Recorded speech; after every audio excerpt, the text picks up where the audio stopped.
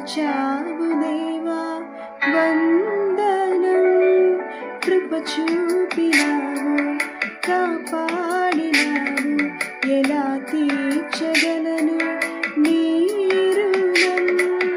పాడనా నీ కీర్తన, పొగడనా వేణోలనా, పాడనా నీ కీర్తన, పొగడనా వేణోలనా. వందనం యేసయ్యా, గనుడవు నీవయ్యా. వందనం యేసయ్యా, గనుడవు నీవయ్యా. గతకాలమంతా నీ నీడలోన దాచావు దేవా వందనం.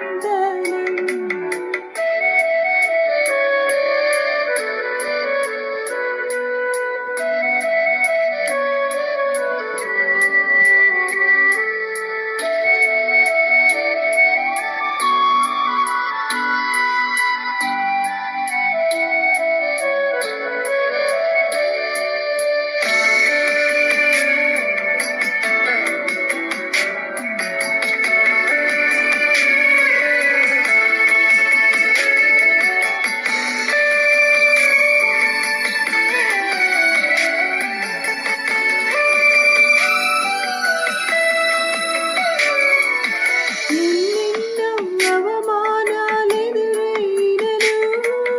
నీ ప్రేమ నన్ను విడిచిపోలేదయ్యా. ఇక్కట్లతో నేను కృంగినను, నీ చేయి నన్ను తాకి లేపెనయ్యా.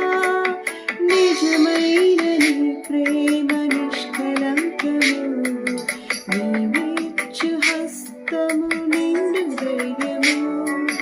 నిజమైన నీ ప్రేమ నిష్కలంకము, నీవిచ్చు హస్తము నిండు ధైర్యము. వందనం యేసయ్యా, గనుడవు నీవయ్యా. వందనం యేసయ్యా, గనుడవు నీవయ్యా. గతకాలమంతా నీ నీడలోన దాచావు దేవా వందనం.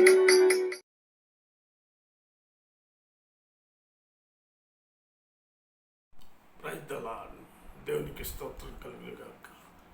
వాక్య సందేశానికి ముందుకు చిన్న ప్రార్థన చేసుకున్నామండి. కృపామయుడ, ప్రేమమయుడ, ధైర్యమయుడ, కరుణామయుడ, మీ బంగారు పాదములకు వందనాలు, స్తోత్రాలు. మీ కన్ను దృష్టి, మీ మనసు నిత్యము విచరణగా కృపను అనుగ్రహించమని ఈ శ్రేష్టమైన నామములో ప్రార్థించున్నాం పరమ తండ్రి. ఆమేన్. 2వ తిమోతికి వ్రాసిన అపోస్తలుడైన పౌలు తిమోతికి రాసిన 2వ పత్రిక 2వ అధ్యాయం 3వ వచనాన్ని చదువుతున్నాను. క్రీస్తు యేసు యొక్క మంచి సైనికుని వలె నాతో కూడా శ్రమను అనుభవించు. మంచి సైనికుని యొక్క లక్షణాలు. సైనికులు అనగానే మనకు కనిపించేది, వినిపించేది మరి ఆర్మీ, భూ సంబంధంగా, నేవీ సముద్ర మార్గంగా, ఆర్మీ ఎయిర్ ఫోర్స్ ఆకాశ మరి గగనములో మరి ఇవి శత్రువులు ఈ విధంగా దండెత్తుతున్నారు. 3 విధాలుగా కూడా. CISF, central industrial security force, ప్రతి గవర్నమెంట్ ఏర్పాటు చేసుకుంటూ ఉంటుంది. Security guards for CM, PM and leaders. ఎందుకు ఈ యొక్క మన సైనికులు అంటే దేశ క్షేమం కొరకు, రెండవదిగా నాయకుల క్షేమము కొరకు. కొంతమంది తమ ధనమును బట్టి సెక్యూరిటీ గార్డ్స్ని పెట్టుకుంటారు. మరి ఏదేమైనప్పటికీ సైనికులకు ప్రతిరోజు ప్రమాణాలు ఉంటాయి, ప్రమాణాలు చేయిస్తారు. సైనికులకు శత్రువులు ఉంటారండి. సైనికులు శత్రువులు ఉంటారు. ప్రతి దేశములకు బార్డర్స్లో సైనికులు కాపలా ఉంటారు. పరిశుద్ధ గ్రంథంలో మంచి సైనికులు ఎవరు, వారు ఎలా ఉండాలి అన్న సత్యాన్ని ఈ దినాన మనం తెలుసుకుందాం. మనం కూడా యేసుక్రీస్తు సైనికులమే. క్రైస్తవులకు స్థావరము సిలువ, శ్రమలో నీ సైన్యం, వాటిని ఎదుర్కొనే ధైర్యమే నీ విజయం. కాబట్టి పాట ఉంది, ఓ క్రైస్తవుడా ఓ సైనికుడా అనే మంచి పాట మరి రాజబాబు గారు రాసినటువంటిది. సైనికులలో కోవర్టు సైనికులు కూడా ఉంటారండి. డేంజరస్, చాలా ప్రమాదకరం. ఏంటంటే దేశాన్ని అమ్మేస్తారు వీళ్ళు. దేశంలో ఉన్న రహస్యాలని తెలియపరుస్తారు. ఆ డబ్బుకు దాసోహం అయిపోయి యేసుక్రీస్తుకు కూడా కోవర్టు సైనికులు ఉన్నారు. అందులో ఒక శిష్యుడు ఇస్కరియోతు యోధా. ఆయన ఎక్కడున్నాడు, ఆయన ఎలా ఉంటాడు, ఆయన్ని నేనే పట్టిస్తా, నేను ముద్దు పెట్టుకుంటా, ఆయనే యేసు, పట్టుకోండి అంటాడు. ఎంత దుర్మార్గుడు అండి.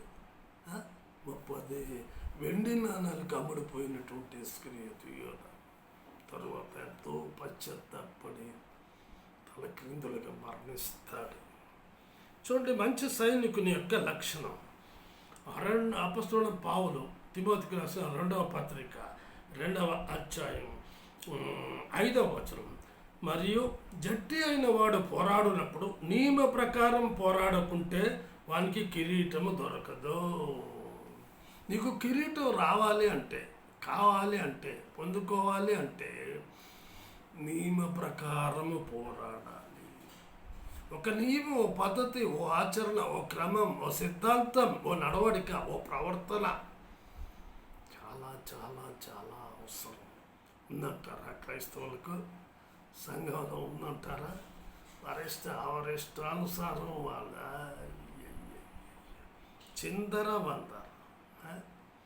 చిందరవందరగా ఒక నియమం లేదు, ఒక పద్ధతి లేదు. నాకు తెలిసి ఏం చేస్తున్నారంటే పిల్లల్ని అసలు సరైన అవగాహనలోనికి తీసుకురాకుండా వాళ్ళకి సపోర్ట్గా తీసుకొస్తారు. దేనికి? What is the use? ఎంత నష్టం సంభవిస్తుందో తెలుసుకోలేకపోతున్నారు. దేవుని మీద ఆధారపడకుండా నియమ ప్రకారం పోరాడలేరు. చూడండి, 7, 8 వచనాలు చూద్దాం. నేను చెప్పు మాటలో ఆలోచించుకుని అన్ని విషయములందు ప్రభువు నీకు వివేకం అనుగ్రహించడం. నా సువార్త ప్రకారం దావీదు సంతానములో పుట్టి మృతుల్లో నుండి లేచిన యేసుక్రీస్తును జ్ఞాపకము చేసుకునేమో అంటాడు. చూడండి, 2వ తిమోతి 4వ అధ్యాయం 7వ వచనం, మంచి పోరాటం పోరాడుతుని నా పరుగు కడముట్టించుతుని విశ్వాసము కాపాడుకుని. మంచి పోరాటం.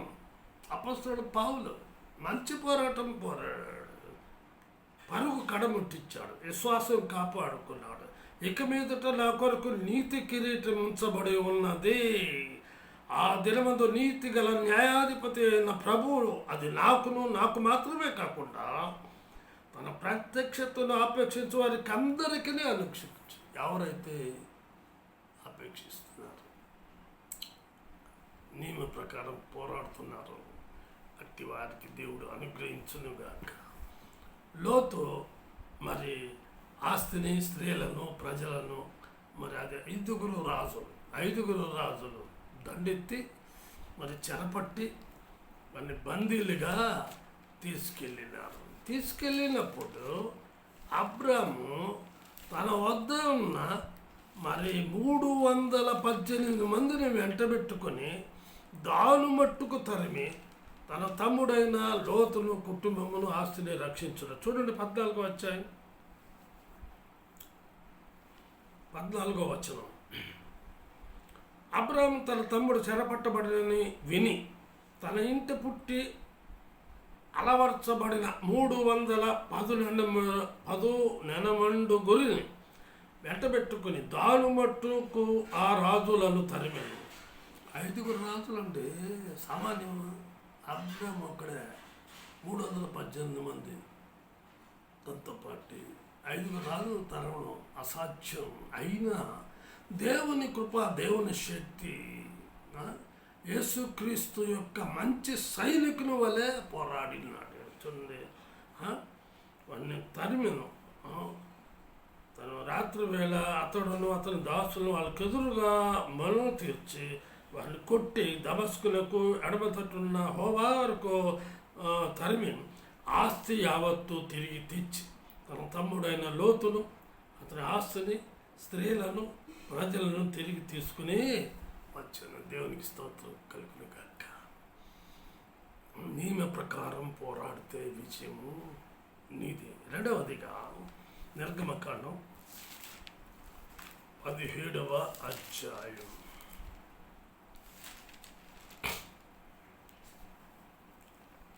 8వ వచనం చదువుతున్నాను. తర్వాత అమాలేకీయులు వచ్చి రెఫీదీములో ఇశ్రాయేలీయులతో యుద్ధం చేయగా మోషే యెహోషువతో మన కొరకు మనుషులను ఏర్పరిచి వారిని తీసుకుని బయలు వెళ్ళి అమాలేకీయులతో యుద్ధం చేయము. రేపు నేను దేవుని కర్రను చేతపట్టుకుని ఆ కొండ శిఖరం మీద నిల్చుదులనను. యెహోషువ మోషే తనతో చెప్పినట్టు చేసి అమాలేకీయులతో యుద్ధమాడను. మోషే, అహరోను, హూరు అను వారు ఆ కొండ శిఖరం ఎక్కిరి. మోషే తన చెయ్యి పైకెత్తినప్పుడు ఇశ్రాయేలు గెలిచింది. మోషే తన చెయ్యి దింపినప్పుడు అమాలేకీయులు గెలిచింది. మోషే చేతులు బరువెక్కగా వారు ఒక రాయిని తీసుకుని వచ్చి అతను దాని మీద కూర్చున్నట్టుగా దాన్ని వేసిరి. అహరోను, హూరులు ఒకడు ఈ ప్రక్కను ఒకడు ఆ ప్రక్కను అతని చేతులను ఆదుకొనగా అతని చేతులు సూర్యుడు అస్తమించు వరకు నిలకడగా ఉండను. అట్లు యెహోషువ కత్తి వాడి చేత అమాలేకు రాజును అతని జనులను గెలిచెను. యెహోషువ యుద్ధం చేస్తున్నాడు. ఈ ముగ్గురు మోషే, అహరోను, హూరులు ప్రార్థన చేస్తున్నారు.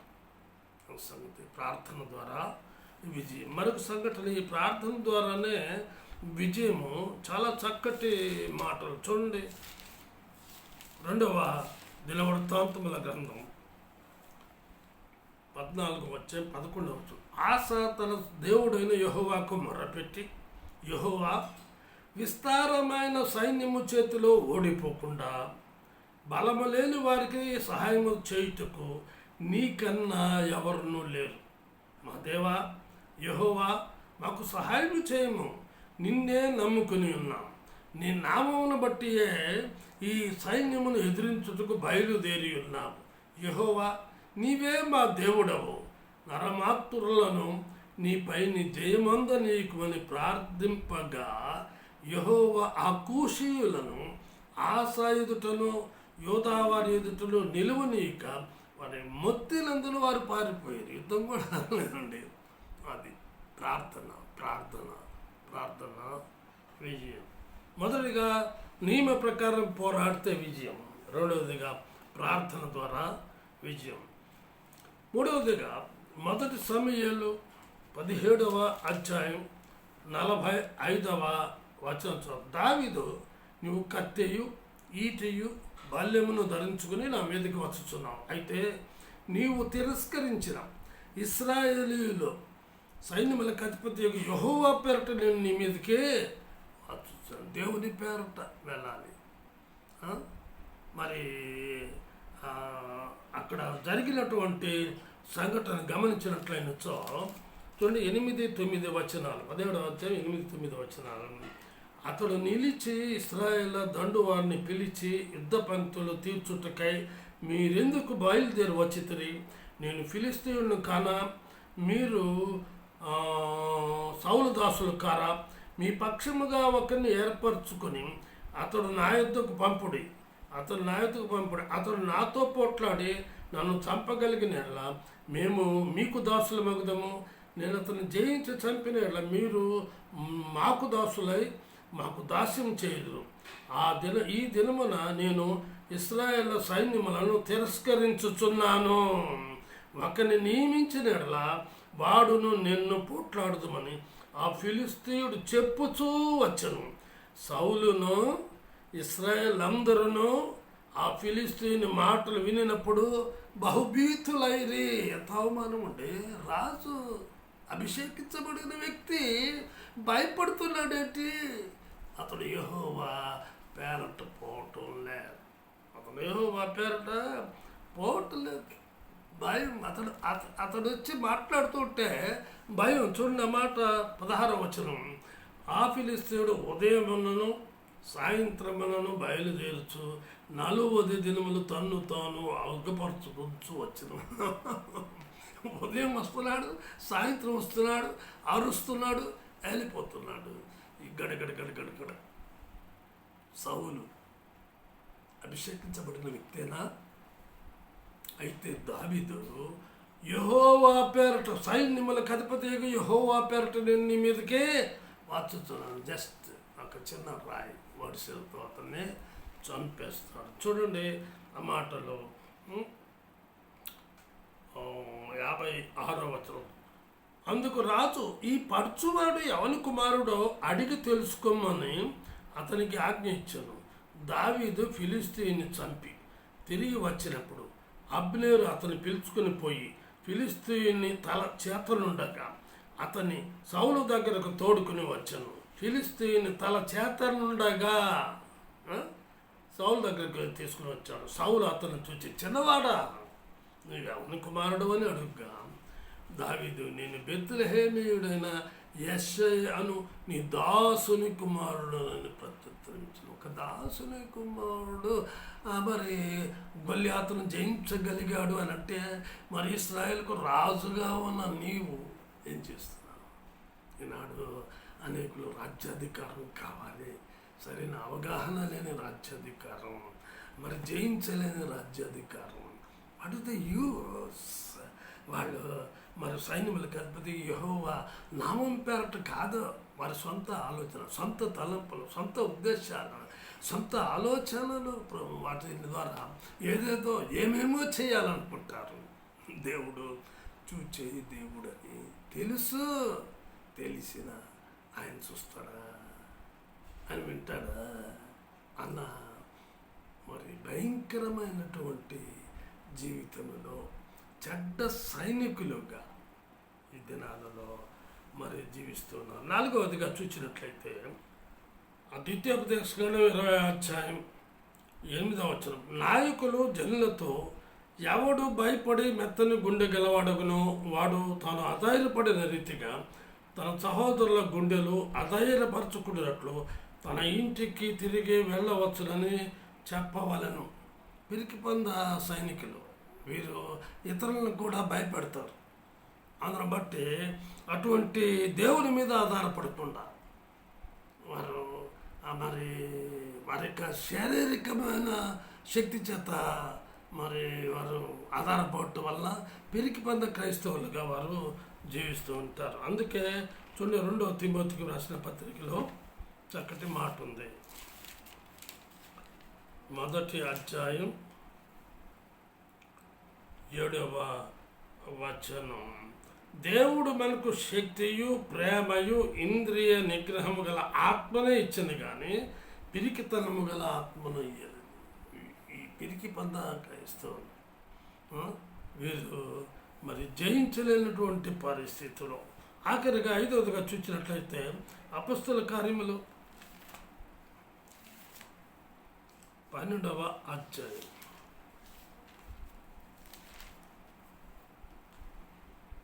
5వ వచనం. పేతురు చెరసాలలో ఉంచబడను, సంఘమైతే అతని కొరకు అత్యాసక్తితో దేవునికి ప్రార్థన చేయించుంటాడు. పేతురు చెరసాలలో ఉన్నాడు. మరి హేరోదు చంపాలని పేతురుని చెరసాలలో పెట్టాడు. అయితే దేవాది దేవుడు ఒక దూతను పంపించి 4 చతుష్టయముల సైనికులకి అప్పగించాడు. ఒక చతుష్టయము 16 మంది, 16 × 4 64 మంది సైనికులను చుట్టుపెట్టాడు. ఒక్క మనిషిని పెట్టుకోవటానికి ఈ దినాల్లో 1000 మంది పోలీసు వాళ్ళని పెడతారు. ఆ దినాలలో కూడా అలాగే జరిగింది. అయితే దేవాది దేవుడు దూతను పంపించి అతన్ని బయటకు వెలుపలికి, చూడండి 9వ వచనం, అతడు వెలుపలికి వచ్చి దూత వెంబడి వెళ్ళి దూత వల్ల జరిగినది నిజముగా జరిగినని గ్రహింపక తనకు దర్శనము కలిగినని తలంచెను. మొదటి కావాలని రెండవ కావాలని దాటి పట్టణమునకు పోవు ఇనుప గవిని యొద్దకు వచ్చినప్పుడు దానంతట అదే వారికి తెరుచుకొను. వారు బయలుదేరి ఒక వీధి దాటిన వెంటనే దూత అతన్ని విడిచిపోయాను. దేవునికి స్తోత్రం కలిగిన. కాబట్టి క్రీస్తు యేసు యొక్క మంచి సైనికుని వలె నీవు మరి శ్రమను అనుభవిస్తున్నావా? మొదటిగా నియమ ప్రకారం పోరాడాలి. రెండవదిగా ప్రార్థన ద్వారా పోరాడాలి. మూడవదిగా సైన్యములకు అధిపతి యెహోవా పేరట పోరాడాలి. నాలుగవదిగా దేవుని మీద పిరికి పంద క్రైస్తవులుగా ఉండకూడదు. ఆత్మ సంబంధమైన వారిగా పోరాడాలి. ఐదవదిగా సంఘము ప్రార్థించాలి. ఈనాడు సంఘము చిన్నాభిన్నం కారణం నాయకులే. చిన్నాభిన్నం ఒకటి కారకులు నాయకులే. సరైనటువంటి అవగాహనలు ఉన్నాయి. అంతగానో ఎన్నో సంఘాలు చిందరవందరు. ప్రార్థన చేసుకున్నామండి. ప్రేమ నమ్మకం గల మా ప్రియ పర్లేదు తండ్రి, కృపయు కనికరం గల మా దేవ, క్రీస్తు యేసు యొక్క మంచి సైనికుని వలె నాతో కూడా శ్రమను అనుభవించమని అపొస్తలుడైన పౌలు సెలవిచ్చిన మాటలను మేము ధ్యానించటానికి మాకు ఇచ్చిన అవకాశాన్ని బట్టి వందనాలు స్తోత్రం. మేమును ప్రభు మరి అపొస్తలుడైన పౌలు మరి పోరాడినట్లుగా ప్రభు మంచి పోరాటానికి కృపను అనుగ్రహించమని, మీకు మహిమ, మీకు ఘనత, మీకు ప్రభావం తెచ్చుకోమని మా మీద మీ ఆశీర్వాదం దేవునికి సాధించి యేసు శ్రేష్టమైన ప్రార్థించున్నాం పరమ తండ్రి. ఆమె తిరిగి వచ్చే వారం కలుసుకున్నాం.